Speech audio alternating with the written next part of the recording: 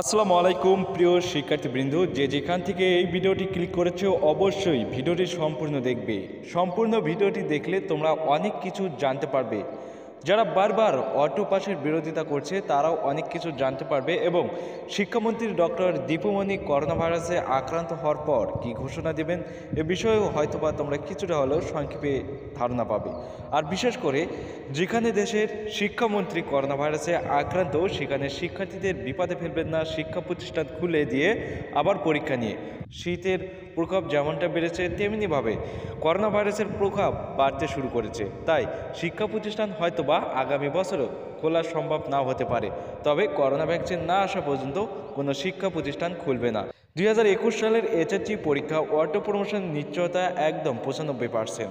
কারণ যদি শিক্ষা প্রতিষ্ঠানে সংক্ষিপ্ত সিলেবাস প্রণয়ন করে 3 মাস ক্লাস নেওয়া হয় এবং পরে পরীক্ষা নেওয়া হয় তাহলে শিক্ষার্থীদের 1 বছর লস হয়ে যাবে। অর্থাৎ যেমনটা 3 মাস সংক্ষিপ্ত সিলেবাস শেষ করতে লাগবে এবং 1 মাস পড়ে যাবে পরীক্ষা দিতে, সেই সাথে 4 মাস অতিরিক্ত 4 মাস এবং পরীক্ষার রেজাল্ট দিতে লাগবে 3 মাস, এই নিয়ে 7 মাস। কেন দেওয়া হচ্ছে না সঠিক সিদ্ধান্ত? এইচএসসি পরীক্ষা অটো প্রমোশন হবে কি না এই ভিডিওতে তোমরা জানতে পারবে, তাই ভিডিওটি মনোযোগ সহকারে দেখো। একজন 2021 সালের এইচএসসি পরীক্ষার্থীর পোস্ট আমি এই ভিডিওতে পড়িয়ে তোমাদের শোনাবো কেন এখনও সঠিক সিদ্ধান্ত নেওয়া হচ্ছে না।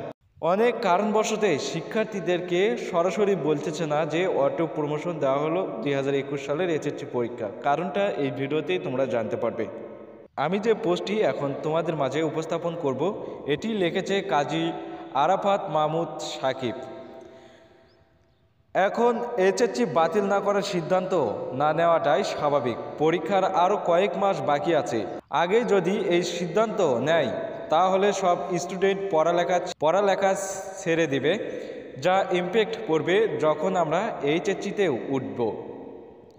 কারণ আমাদের বেসিক নলেজ না থাকলে হায়ার লেভেলে আমাদের বুঝতে সমস্যা হবে। শিক্ষামন্ত্রী তাই আমাদের ভবিষ্যতের কথা ভেবে এখনও এই সিদ্ধান্ত না নিয়ে আমাদের যতটুকু পড়ালেখা চালিয়ে যেতে বলছে, যাতে পরের লেভেলে সমস্যা না হয়। তাই এক্সামের জন্য না পড়লেও নিজের জন্য পড়ো, নিজের ভবিষ্যতের জন্য পড়ো।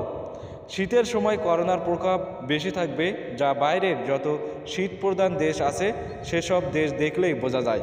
তাই ফেব্রুয়ারিতে এইচএসসি নেওয়া সম্ভব হবে না।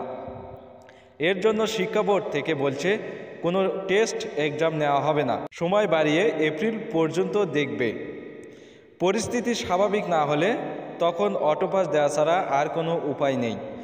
এমনিতেই পরিস্থিতি স্বাভাবিক হওয়ার চান্স কম, কারণ ফেব্রুয়ারির পর এর প্রকোপ কমতে অনেক সময় লাগবে। আর যারা ভ্যাকসিন আসলে এক্সাম হবে ভাবতেছো, ভ্যাকসিন যদি তখন তৈরি হয় তা বাংলাদেশে আসতে কয়েক মাস লেগে যাবে। এই পরিস্থিতিতে এক্সাম নেওয়ার চান্স খুবই কম বলা যায়। তাই যারা ডিরেক্টলি তারা ডিরেক্টলি বলতেছে এক্সাম হবেই, তাদের কথায় বিভ্রান্ত না হয়ে যতটুকু পারো নিজের জন্য প্রস্তুত নাও, যাতে এইচএসসিতে ভালো করতে পারো। কোনো গুজবে কান দিও না।